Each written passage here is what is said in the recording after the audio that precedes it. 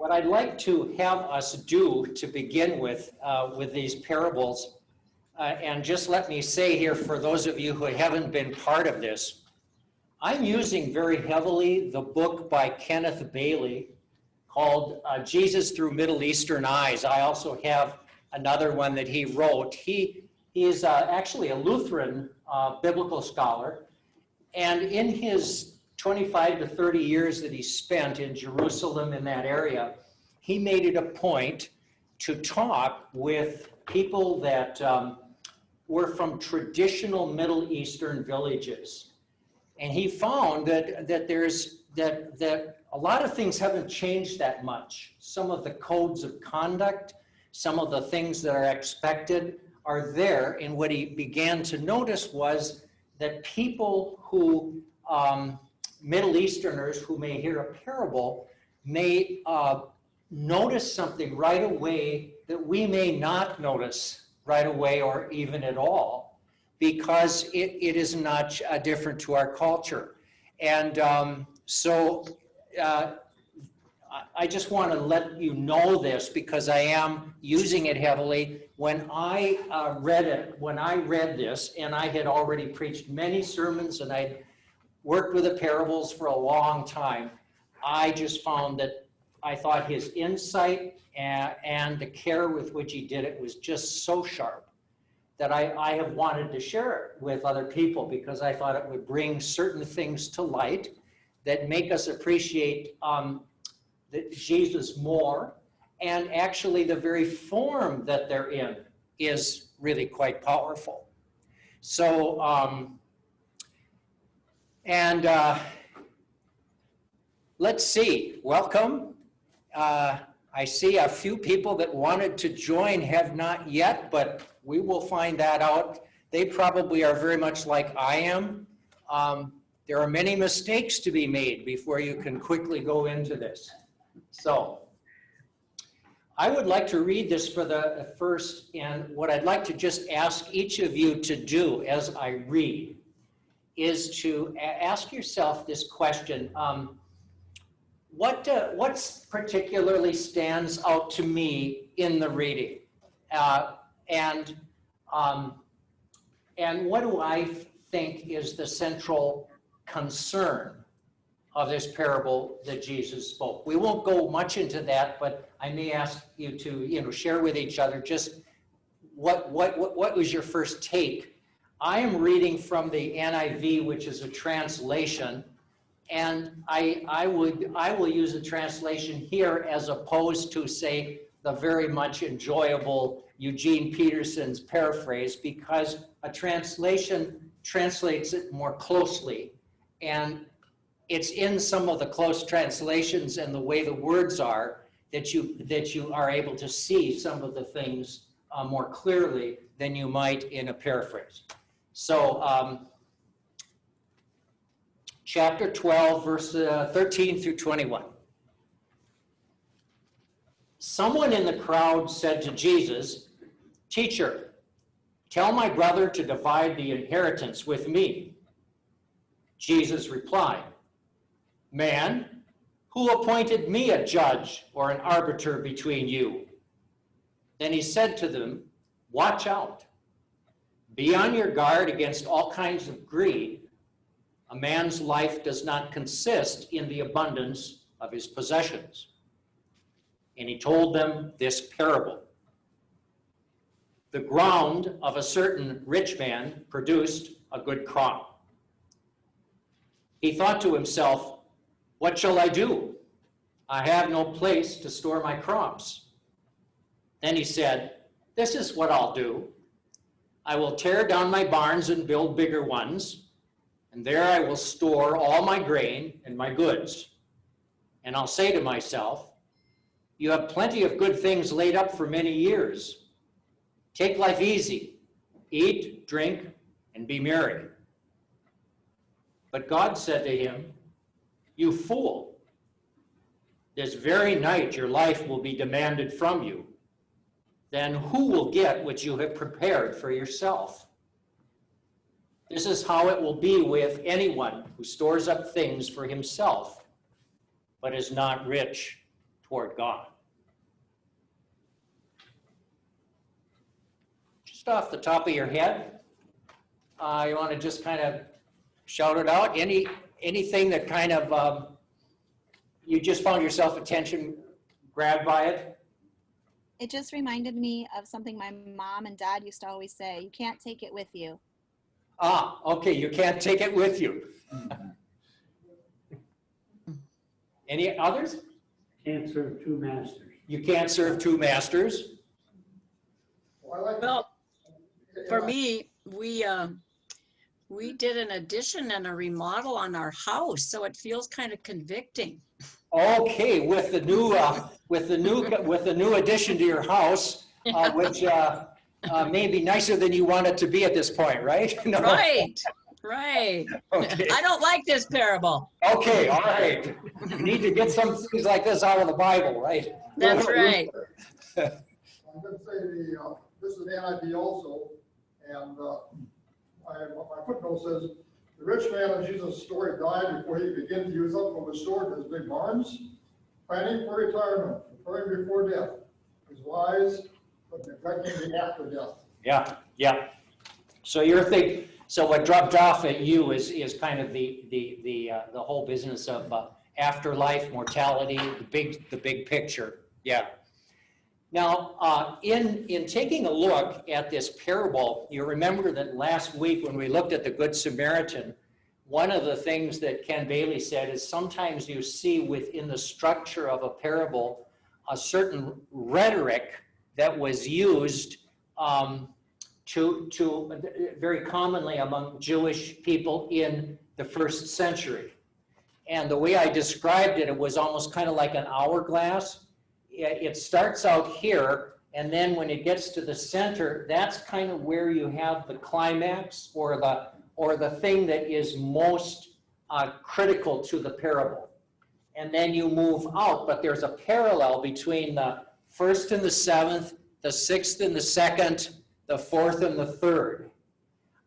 So when I read this the second time, why don't you just, let me just suggest a couple things you may look for. When I start reading the parable, you'll notice that Jesus starts off with a general principle and he ends with a general principle. That's on the seventh and the first. First and the seventh, okay? On the 2 and the 6, the 2 is, he gets I'm looking at my notes to make sure I'm on top here.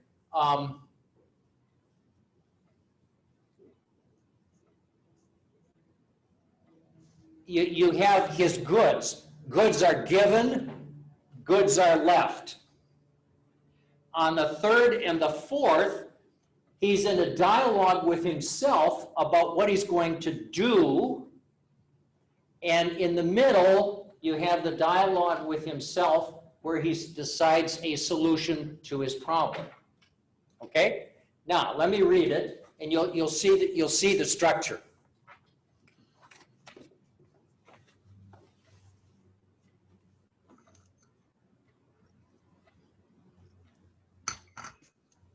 The words of Jesus, watch out, be on your guard against all kinds of greed. A man's life does not consist in the abundance of his possessions. That's kind of a statement of a principle. Now he tells a parable. The ground of a certain rich man produced a good crop. He thought to himself, what shall I do? I have no place to store my crops. Then he said, this is what I'll do. I will tear down my barns and build bigger ones, and there I will store all my grain and my goods.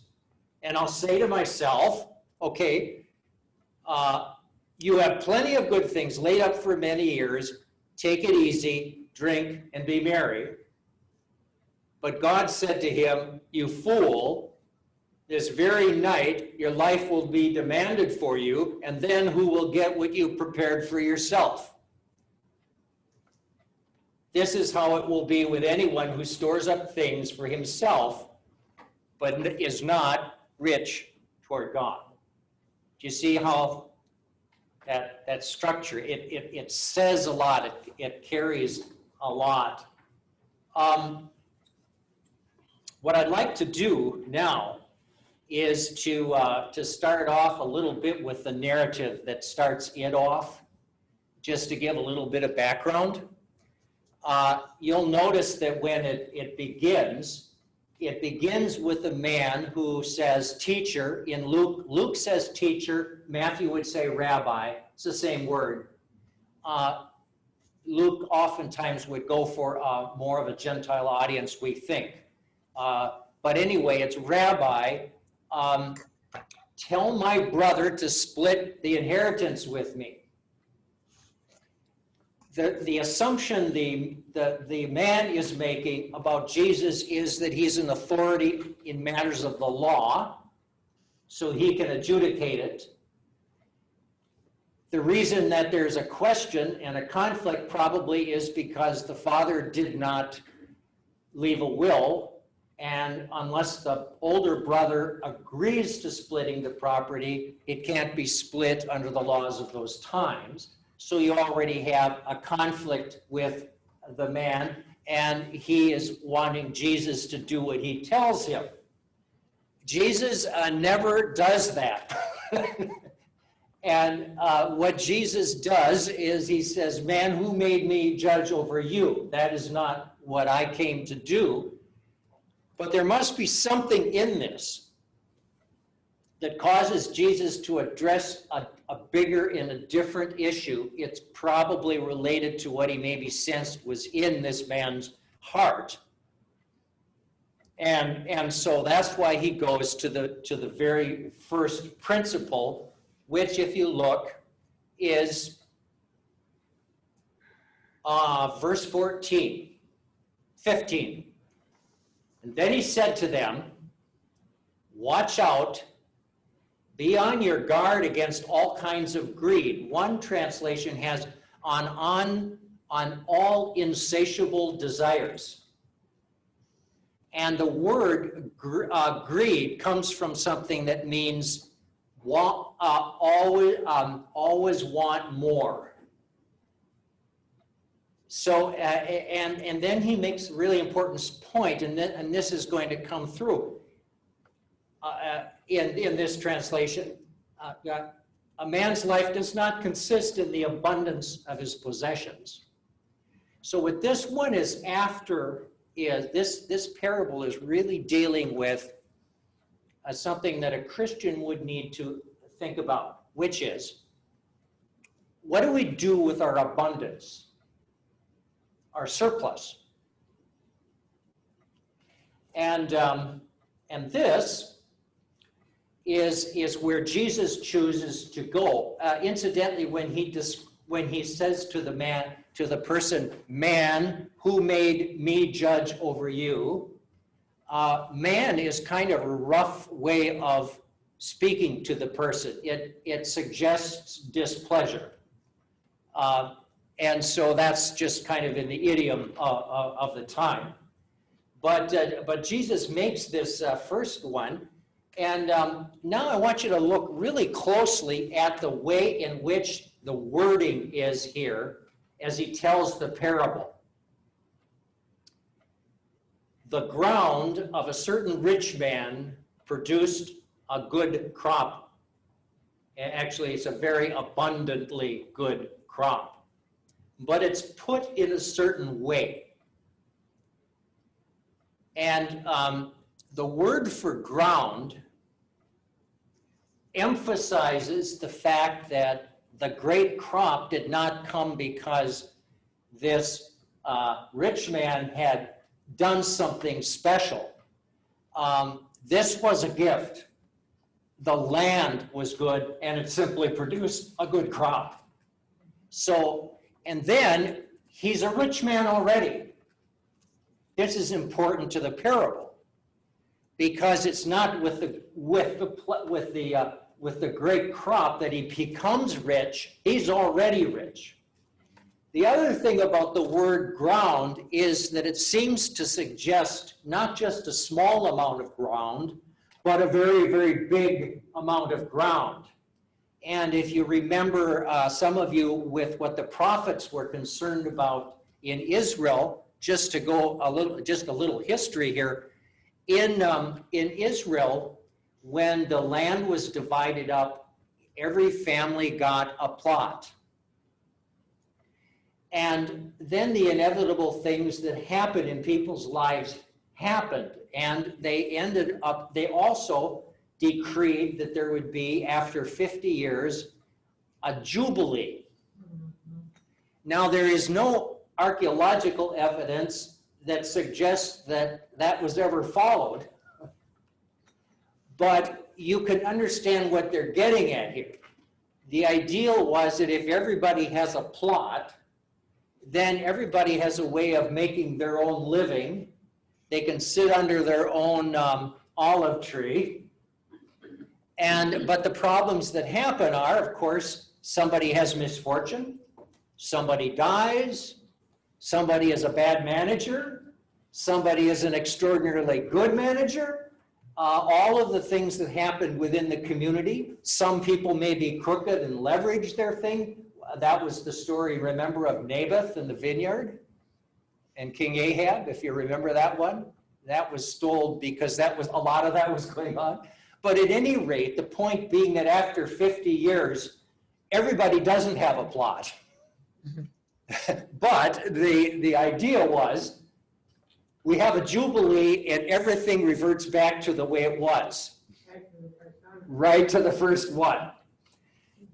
Now, there doesn't seem to be anything clearly that we could say this ever actually happened, but the law is very clear. And one of the things that Jesus does when he goes to his hometown in his first sermon is he declares a kind of jubilee for the human race. And there's this kind of a sense of being released from things. So that's actually where the word jubilee comes. Now, what's important here, and is going to come out even more clearly as we go on, but any questions or comments? Okay. Verse 17 is the first hint, and I would not have thought about it at all if I had not read Kenneth Bailey. Verse 17, he thought to himself, what shall I do? I have no place to store my crops. He thought to himself. Now, according to Bailey, in Middle Eastern villages, he would have discussed this ad nauseum with his friends and his family, because that's what you do about every decision that you make. Everybody's business is yours and vice versa. And you would never be thinking about this absent from community. You got to see where this goes here, because one of the things that you're going to notice is this is an isolation conversation. You might ask, where are the others? Anyway.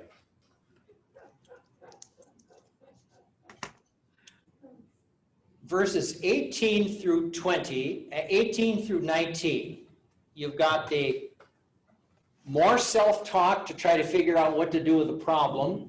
You've got a solution for the present, and you've got a plan for the future. I would like to invite you to count the number of pronouns that are either my, me, I, or self that you will find in these two small verses.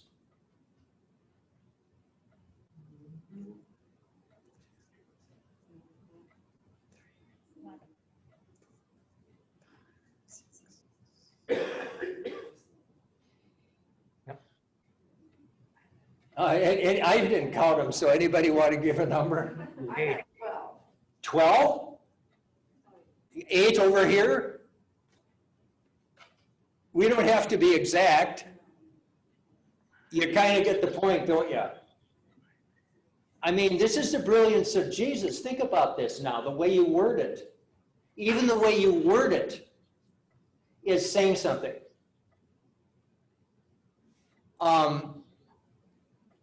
Do any of you happen to remember, I'm sorry, I forget your first name, Larry's wife.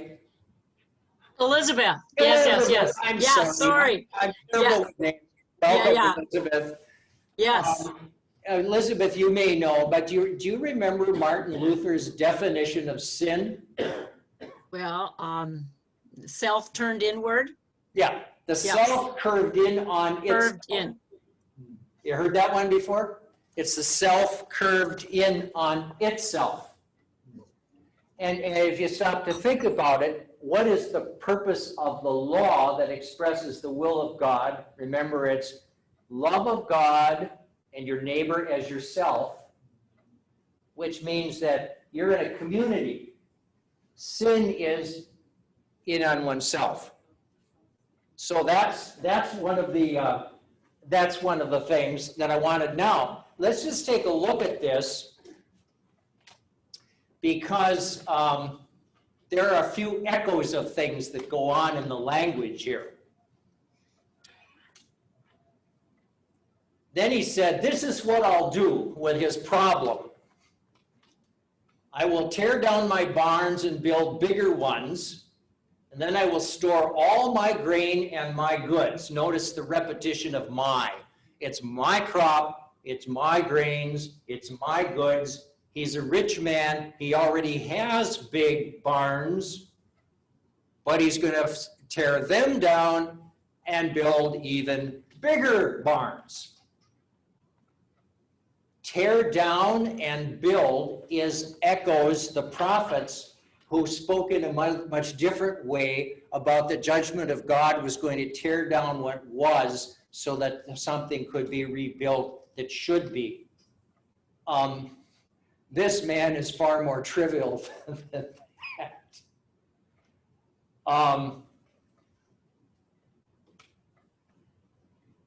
And I'll say to myself, you have plenty of good things laid up for many years.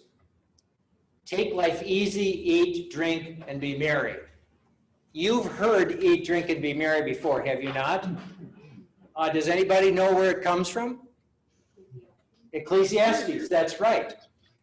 Do you know that he quoted the first part of it? Do you know what he neglected was the second part? What? Tomorrow you die. Tomorrow you may die, and then he also talks about the years that God gave him. So yes, I mean you're absolutely right. He sees eat, drink, and be merry now as well. It's as good as it gets. He's arrived with a good life.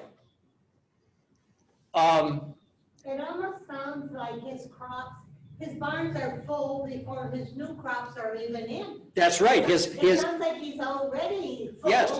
Why didn't he add on to? Why would he tear them down? I don't know. It's in the parable. Maybe sometimes adding on is harder than just, starting all over. I don't know. I think that's probably for the effect of the story, But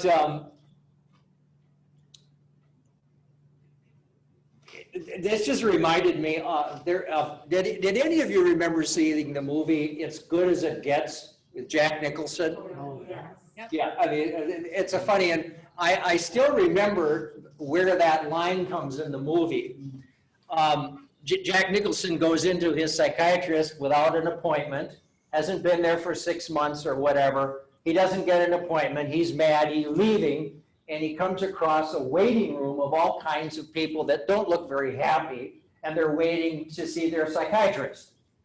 And Jack Nicholson, he can always say it with a sneer, but anyway, he's angry, he's just about ready to leave, and then he turns around and looks at them and he says, has it ever occurred to you that this might be as good as it gets? And the whole room goes, oh.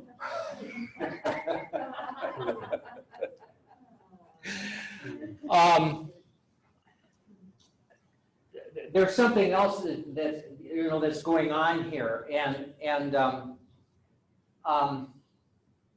when people have surpluses, incidentally, did you just read about the billionaire that finally became broke by giving it all away? He gave up considered $8 billion, and his goal, he didn't have a family, his goal was to die broke. He just thought it would, and he said, oh, it's just been a ride. I really, really enjoyed it. But that is not the normal human reaction. We tend, as a human species, to have a irrational bond with our possessions out of a fear that there will be a time when we won't have enough. And there are other things that we sometimes call in what we grow up with. Sometimes we grow up with some very strong wounds or drives that in our mind are what you need to do. And one of them is the drive for security, the drive for power, and the drive for esteem. And that can very easily get translated in many cultures. I think the United States would be among the top ones to say, if you can be rich and powerful, you are a success and you have esteem. And that can operate on people unconsciously even. And I have shared this story, as you may remember, about Millard Fuller, the founder of Habitat. And in telling his own story, he grew up impoverished. His family was dirt poor. And it left a really big scar on him. And he resolved as a boy that he was going to become rich. And you can understand that. That's a powerful driver. Well, it turns out not only is he want to become rich, he happens to be very talented, and he's able to be rich. And as he gets caught in it, so that it becomes his driving force of his life, without even realizing it, because oftentimes greed is something that you don't even know you're in. His wife leaves him.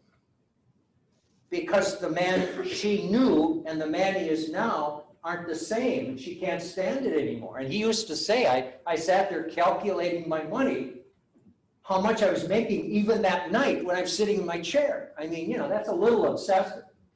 Now, fortunately, he has a moment where he's called back to his roots as a man who had grown up with a faith.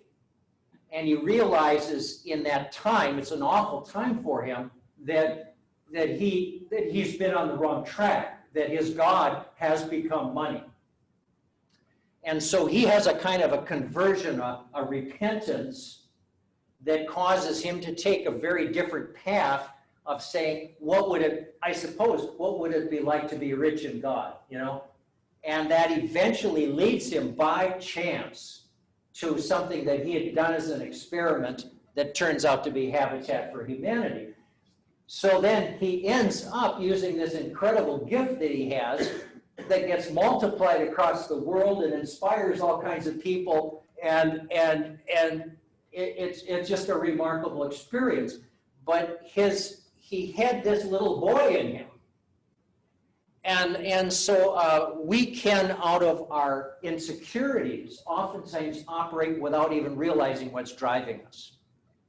So there is a kind of a powerful link here. Now, I don't know if that's true in the rich man, but it is definitely true.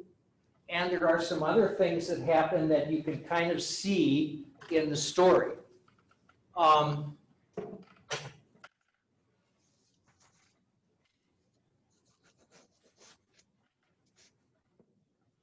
Tell me, what seems to be utterly absent from all of these deliberations? Okay. Compassion. Are they even mentioned? Now, if he's going to tear down all of the barns, this rich man, do you think that that's going to be him doing the work? It's not even talking about his employees. Everything is centered around the fact that he owns it and its purpose is entirely for him. And that the highest goal of his life is to eat, drink, and be merry. I want to read, this is I don't know if I even pronounced the name right, but this is something that Kenneth Bailey quotes. His name is Ibn el-Tayyib. I don't know. It's one of those Middle Eastern names that I can't pronounce, okay? But here's what he wrote, and this is 150 years, almost 125 years ago. He wrote this about the rich man in the parable. He imagines that a person created in the image of God can be fully satisfied with food for the body, for he says, "O self, you have an abundance of goods, relax, eat, etc." He imagines that the self is animal-like and that its highest pleasure and greatest form of satisfaction is eating and drinking. That's really where he's gone. And so now in the parable,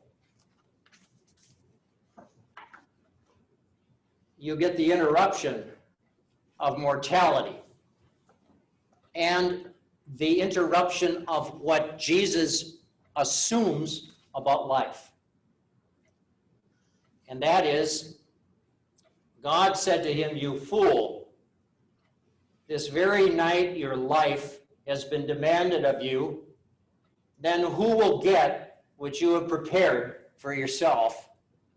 i.e., the goods now are going to be left. And then I'll wait with the last verse, but just a couple of things to say about this. There's a play on words here.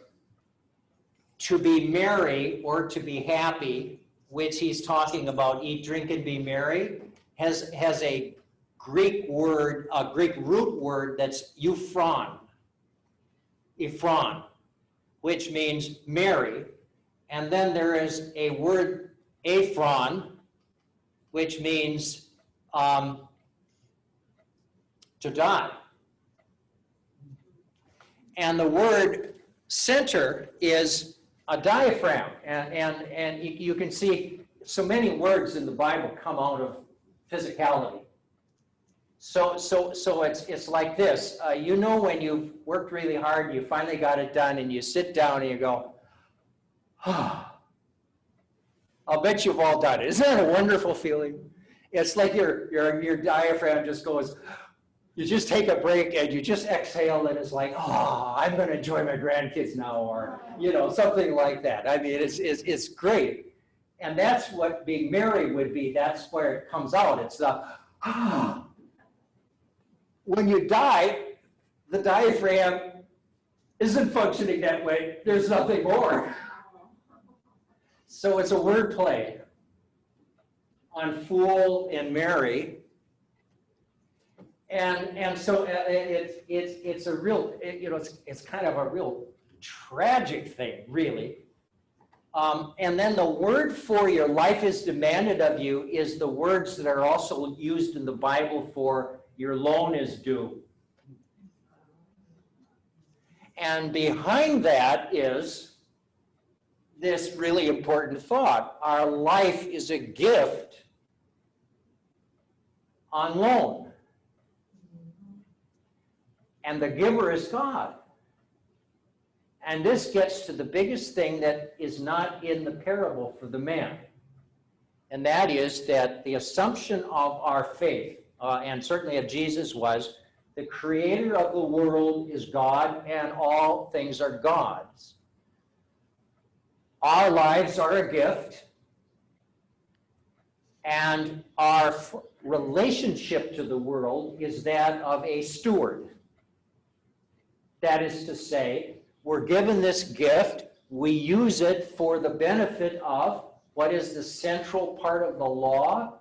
We talked about it last week with love the Lord your God with all your heart, your mind, your soul, and your neighbor as yourself. So the essence of life then, and actually of the creation, you're a good steward.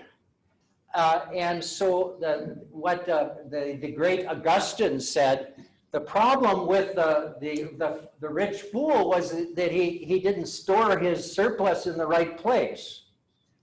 The right place would have been the bellies of the poor and the hungry. It would have been to ask the question, what about the community? What about my employees? What about my family?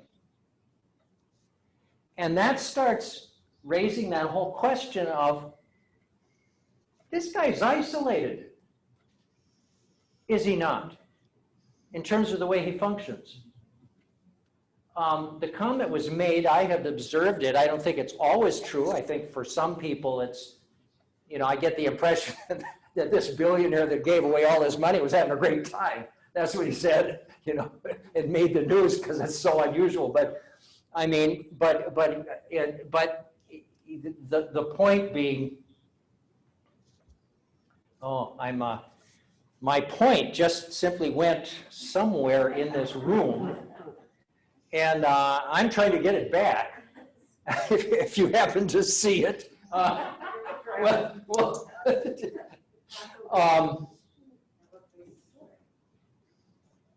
it'll come. It'll come back. But at any rate, yes, it has been observed that there's a tendency that the wealthier you get, the more you withdraw from your neighbors. I don't know, have you observed that? Okay. Yeah, I guess maybe we don't know anybody that's true. I still remember, though, one of the things my mother said, and because she grew up in the Depression and she knew the kind of Red River Valley and farmers. Her father was a real poor pastor up in Saskatchewan. And she remembered in the 50s going into talking to somebody that she knew real well from the Red River Valley in Minnesota. And the person was saying, and she was saying, she said things have really changed here. We used to really take care of each other as neighbors. And my mother said, well, what happened? Because, and she said, soybeans. I heard a Norwegian say that too, because the Norway he knew was quite poor, and now it's it's very well to do. But he says, and this is just I think one of the things that happens when you are given a lot, it can control you. And so what Jesus is saying, watch out, because that can happen. Now I'm going to ask a really important question. And it's in the last principle. It's not defined. I think it's an interesting phrase. I would like to invite you to just think about it and ask yourself what this might mean. And here's the verse. This is how it will be with anyone who stores up things for himself. I realize this is all masculine language in the NIV. That's because it's literal, or close to literal, but is not rich toward God. Let me say this again. This is how it will be with anyone who stores up things for themselves, but are not rich toward God. What does it mean to be rich toward God? Because that's an interpretive thing. There's not a definition out there and says, okay, you do this, you do this, you do this, you do this. It's what does it mean to store up treasures in heaven? It can't mean literally. So it's a figure of speech, but it's saying, what does this mean? Do you want to just think about that for a little bit and then just maybe talk to the person next to you and just say, here's what I wonder about, or, it's not like I'm looking for a right answer, but what would that mean? To be rich toward God, because that's really where Jesus ends the parable. And you have this contrast between somebody that had reduced life to a very low level of pleasure, forgetting about everything else. And then Jesus is contrasting that with being rich toward God. I'll give you a minute. We can't exhaust this, but I'll give you a little time to think about that. Or if you're alone, write it down. You know, I find it helpful sometimes to write. Some of you guys can do that while thinking, maybe, but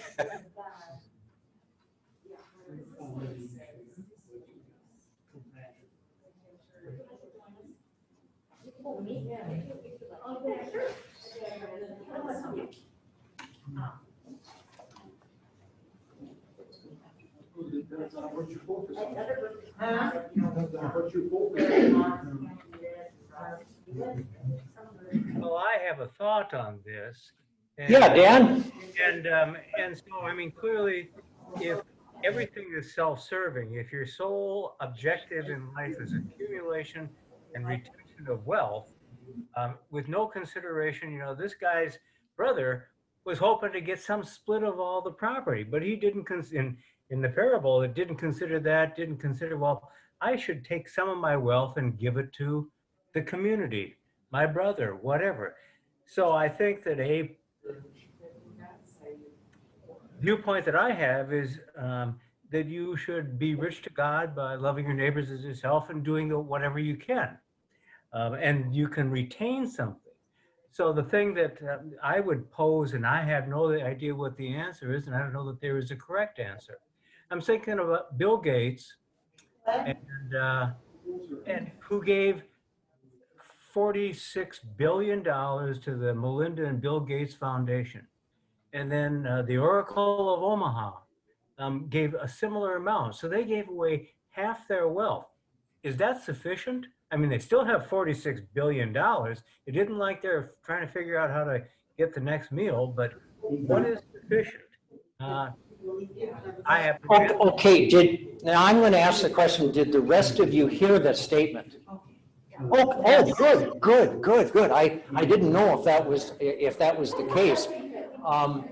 Here, listen. Let me bring the rest of the group in here because Dan was talking about when you're focused and you're not thinking about the community and you're not getting that away. That would be not being rich to God. So being rich to God would certainly have something to do, correct me if I'm not paraphrasing this very quickly, with being able to be generous and giving to one's neighbors and thinking about the community, that would be part of it. Is that fair? Good paraphrase. Okay, good, all right. And I'm just curious to know, what are some of the other thoughts that you had about being rich to God? Being compassionate. Compassionate. Generous, community-centered, grace, living in grace. Being good stewards of your possessions. Good stewards. Now we're getting into one of the heart of one of the revolutionary things about the Reformation that we hardly ever emphasize. We don't even know it was revolutionary. There were two things. The one we know really, really well. Justification by grace through faith, right? The second thing, though, that Luther released people for was he said, we have made it so that the highest level of being a Christian is to be in a monastery or a priest doing that work. And he was saying, come on. We all have vocations in our way of serving God, and how do we make that? How do we do those vocations? I've got a bunch of them. I am a pastor, I am a spouse, I'm a grandfather, I'm a father, I'm a citizen. It's hard for me to be a member of a church because I'm always running around, but you get, and I'm a friend. And so then what is my life in those vocations? And you were a banker, Luther, and a member of the community, and you just go along. And the point being that in our vocations, then we can serve neighbor, and then if we happen to be blessed with surpluses, then we also think in terms of how might these be helpful for people. And that's a whole way of looking. Do you notice, though, that what we're assuming is that we're loving God by loving neighbor. So storing up riches in heaven isn't necessarily that, although I think one of the things it also means is we're attending to our relationship with God from the standpoint of our soul. And what I mean by that is I find myself, the older I get, the more I need to pray. And so I'm starting to understand those prayer warriors that were older, and I wondered how they could do it. Well, I don't know. I'm kind of getting there myself. But I mean, what I'm saying is there's a communion with God, a willingness in the relationship then to be sometimes to be loved by God, which means sometimes to be feeling awfully comfortable and other times to be awfully challenged. You know how that goes. But it's always for good. But that is the full life, so that the Christian faith has actually quite a remarkable worldview that actually is very generative of life. Another way of putting this, let's see now, it's 5 minutes. Would you guys like to ask questions? I could do another way of putting this, but I've been doing a lot of talking. I have a comment. I think as an individual, as a Christian, as a God-fearing Christian, we have to decide when enough is enough. Yeah. You know, Did you hear that here? Mm-hmm. Yeah. Oh, good. because, Yes. you know, you can want things and you can need things. Yes. And some things you don't need. You might think, well, that would be really nice, but I don't need it. You know, there's Yeah. a need. Do we have enough? Yes. You know, I mean, Yeah. so many people don't feel they have enough. They have to have more and more and more. And you just have to cut it off and say, okay, hey, we got everything. We've got food, we got shelter, we got this, we got that. I mean, why do we need a bigger house and a bigger car and a bigger everything other than to help our ego? Yeah. And our ego does get involved in here quite a bit. Yeah. Yeah. So yeah, all of these are really good questions. And I think what's important is Jesus, it's interesting. The New Testament does not prohibit private property. But what it always asks the question, Jesus is asking the question here is, when is enough enough and what do you do with your surplus? Who is this for anyway, and what's the measure of your life? One of my favorite, David Brooks, I really like him. He's a thoughtful man. And he wrote a book in which, and I may be using the wrong term here, but he was saying that one of the things that we tend to be pretty obsessed with in our competitive society is our resume. It's the competence and the reputation of whatever we can do. I get that, and especially, man, when you're young. I mean, there's a lot of pressure out there, and that's, you know, you see it even in people with money bribing to get their kids in school. You know, I mean, that's kind of one of the many things that has happened.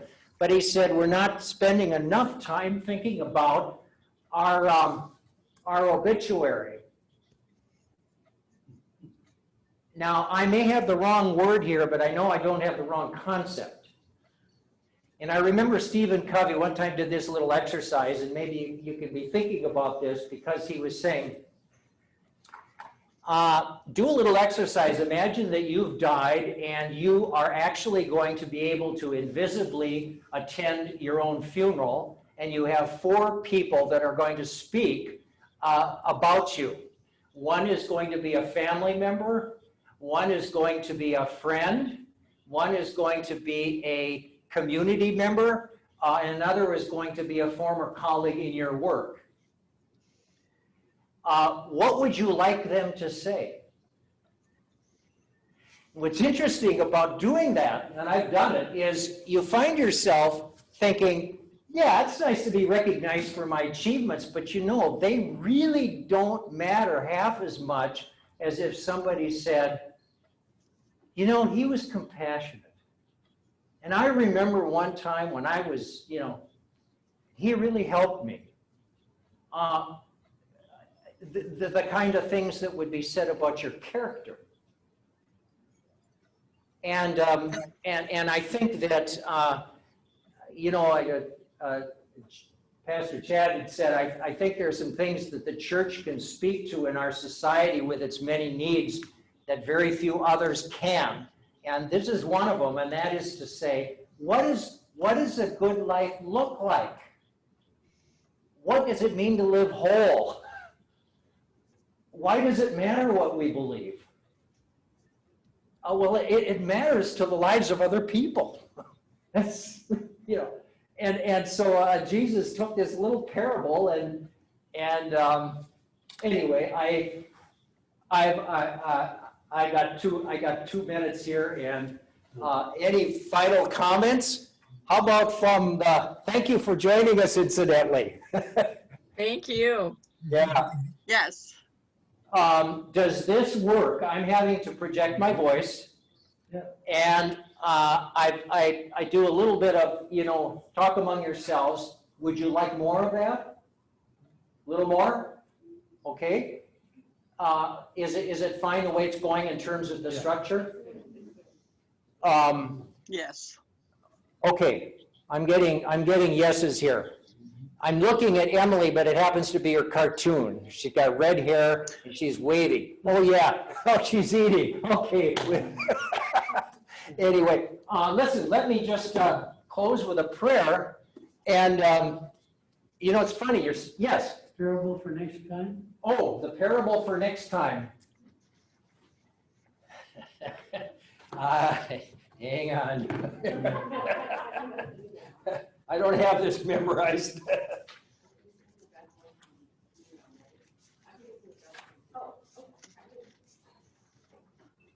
I think it's the parable of the great banquet, Luke 14, 15 through 24. Okay.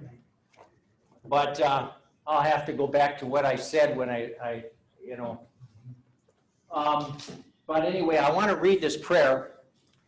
And this is Timothy Keller is a pastor that I like. He's done a really great job with a church in Manhattan that made me probably the oldest person that was sitting there.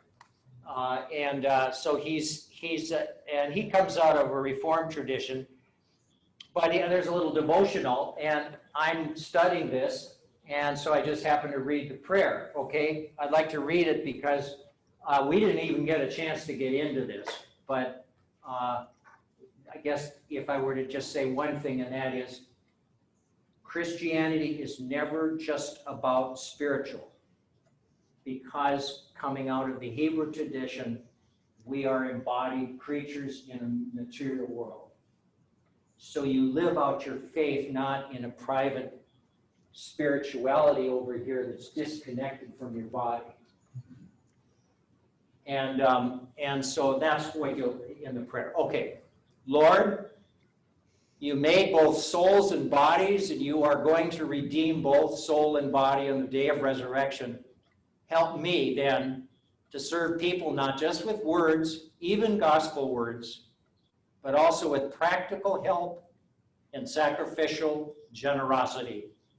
Amen.